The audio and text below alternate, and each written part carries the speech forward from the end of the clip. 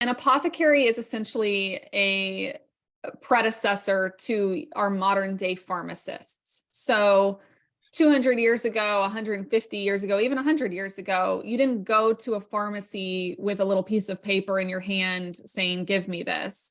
You would walk into these shops where, whether man or woman, apothecary, behind the counter, they would have shelves upon shelves and drawers and cabinets just lined with vials and interesting powders and salves and all sorts of things. And you would tell them what your complaint is or what your ailment is, and they would use their knowledge and expertise to dispense something that hopefully would help you. To the story I just got done telling you about all of those rejections I got, because that feedback was that my women were pitted against each other. So I thought, all right, if these agents don't like this, I'm going to go completely the opposite side of the spectrum. And I'm going to instead have this woman banding together with other women and secretly dispensing poison to men that wronged them. So I started out from the very first day the book idea came to me. I started out saying, this is going to be as feminist as it can possibly get. And the problems aren't going to be solved by the men, because the men are the problem and the women are going to be taking care of it together. And as that turns out, I sent The Lost Apothecary to 12 literary agents, and 5 of them offered to represent me. So it was a vastly different experience. But the reason why I decided to write a book about an apothecary is really twofold. The first reason is I was noticing as I traveled around the world, whether for work or for fun, in all of these cities, these retail shops were opening up that had the word apothecary in the store name. And a lot of them sell like toiletries or candles or essential oils, that type of thing. But I noticed that this was very trendy and popular, particularly with women and kind of the demographic that I envisioned my readership someday being. So that little seed was planted in my brain that the word apothecary seemed kind of catchy, and apothecary shops were popping up all over the world.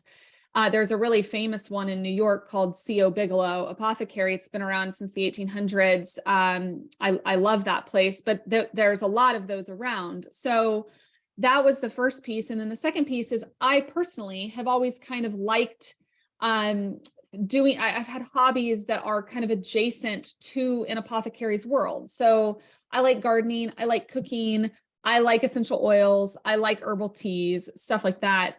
So when you're going to have to be researching and writing a book for years, you need to write about something that you're almost obsessed with, or at least highly interested in. So I took those two things and I decided I'm going to write a book with an apothecary. But no one is going to buy and read a book in which an apothecary is selling like ginger tea for stomach aches or chamomile for headaches. The types of readers that I wanted to appeal to like darker stories with higher stakes. And I knew immediately there is a lot of opportunity if I incorporate poison into this book. There's a lot of opportunity for secrecy, murder, illegitimate children, affairs, all of the drama that makes fiction so compelling as a reader could be incorporated if I start using poison, because that automatically implies death and illness. And so that's the route that I took. And at that point, I started researching poison. Eliza is 12 years old. Initially, when I first wrote her, she was only 11, and my editor said, let's age her up 1 year. It doesn't seem like much, but it is a big difference, because a 12-year-old is an adolescent girl kind of on the brink of womanhood. And that's very important for her character arc throughout the story. And so she's very inquisitive. She's stubborn. She doesn't take no for an answer. She's whip smart. She was inspired by my niece, actually, who is the type to just like pick up an encyclopedia and start reading for fun. So Eliza was such a fun character for me. And then Nella, she of course is the apothecary. So arguably the most important character in the book. And I really envisioned an older woman, but of course, in the late 1700s, old is relative because people did not typically live past 50. So I think to be more historically accurate, she could probably be in her 40s. But when I envision her as a character, I do see a woman kind of more 60s or so. But she has lived a really hard life, and a lot of hard things have been done to her. She inherited her mother's apothecary shop, but then she was betrayed by a love interest and she kind of turned dark. And we learn on page 1 that Nella is essentially aiding women as they kill men. So we kind of open up the story with her as a murderer, but it's my goal to show the reader over the course of the story what her motives are and why she's doing what she's doing. And hopefully by the end of the story, she's not viewed as a villain, but maybe as a heroine with kind of gray or muddy morals. So these two find each other and find they learn a lot from one another. And particularly because Nella, the apothecary, has always wanted children, but she wasn't able to have them because of this betrayal that happened to her, that, resulted in her not being able to have kids. She starts to kind of take Eliza under her wing, reluctantly at first, but then toward the end of the story, Eliza really unlocks this warmth and this kindness in the apothecary that we hadn't seen earlier. And similarly, the apothecary shows Eliza what else exists in this big bustling city of London. And they teach each other so much despite their very different ages and really kind of stations in life. Nella, for as sinister as she can be and as wrong as some of her decisions are, she does abide by some standards. And one of those standards is that she won't let her poison be used against a woman. And that value comes to the forefront of the story when, toward the middle of the book, she's faced with a choice that if she doesn't dispense a poison that's going to be used to harm a woman, her own welfare is at risk. So part of that was a plot device. I needed to have this value that then suddenly the character is having to ask themselves, how important is this really to me? And then the second piece about the names of the customer and what they are buying being in the register, the reason for that is twofold. Nella recognizes that these women who are mostly middle class, that come into her shop, they will not be remembered anywhere else. History will not acknowledge them. They're not, from these gentried families. They're not part of the monarchy. Their names are just going to be erased and forgotten. And so Nella wants to have them recorded in her register so their identity and their existence is recognized there, if nowhere else. But then the second piece also is a plot device. I needed this book with all of these names so that I have something in the story that can threaten Nella's safety, her disguise. She's been discreet for however many years, but suddenly if the police get their hands on this, every secret she's ever had and that of thousands of other women in the city can be exposed.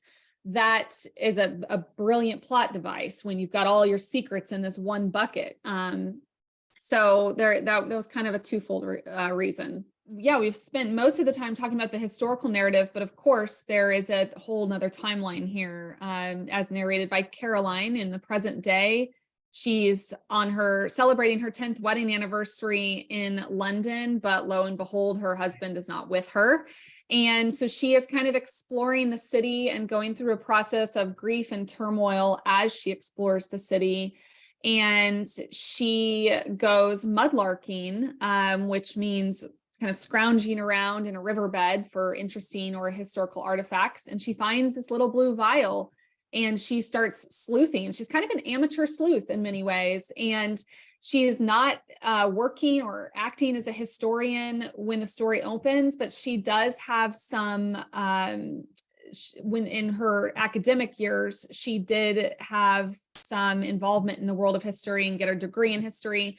So that interest and that passion is there, but it's been buried. And so she decides to start digging. And one of the reasons why I knew I needed to have a present day narrative in this story is because I wanted Nella, the apothecary, to be so good at her job that she was never discovered by her contemporaries. I knew I wanted her to go to her grave a mystery to the city of London. And that meant if I wanted to tell the rest of her story, I needed to set that second timeline long after her death. And so I decided to do that via Caroline's story. And she ends up kind of, as she's uncovering the truth of the apothecary, she also uncovers a lot of truths about herself and what she wants out of life and what she doesn't want. And you know, kind of, it's interesting how these women,